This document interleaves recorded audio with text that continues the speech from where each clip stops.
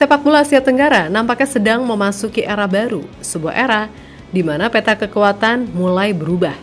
Dan kejutan-kejutan besar bermunculan dari negara-negara yang selama ini tertidur panjang. Dan semua itu dimulai dari kebangkitan Indonesia. Dalam beberapa tahun terakhir, Garuda bangkit begitu cepat, mencatatkan sejarah demi sejarah di panggung internasional, sehingga membuat dunia menengok ke Asia Tenggara.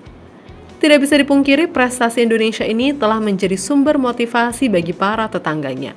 Negara-negara ASEAN seakan terpacu, bahkan beberapa negara sampai melakukan langkah ekstrim. Malaysia misalnya rela melakukan naturalisasi instan yang sempat menuai kontroversi, saking paniknya melihat rival terbesarnya melesat terlalu jauh. Dan kini kejutan berikutnya datang dari negara kecil yang selama ini selalu diremehkan, Singapura.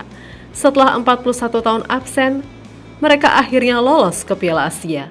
Dan inilah cerita soal Malaysia yang justru terancam gagal lolos saat tim-tim ASEAN sedang pada bangkit.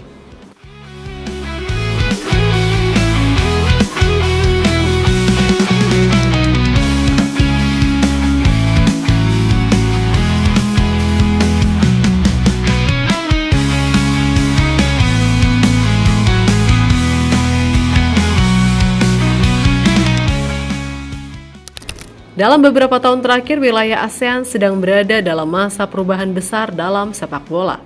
Perubahan ini terasa sangat nyata, tidak hanya bagi satu negara saja, tetapi juga dirasakan oleh hampir seluruh negara di kawasan. Dan ketika bicara soal perubahan, kebangkitan paling menonjol jelas datang dari Indonesia.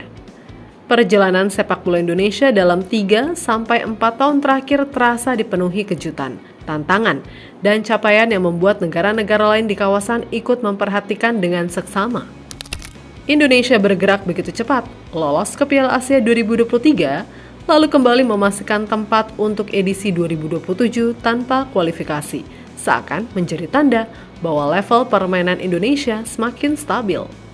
Kemudian muncul lagi keberhasilan tampil di Piala Asia U17, hingga tampil megah di Piala Dunia U17 2025 yang membuat perhatian media internasional ikut tertuju ke tim Garuda.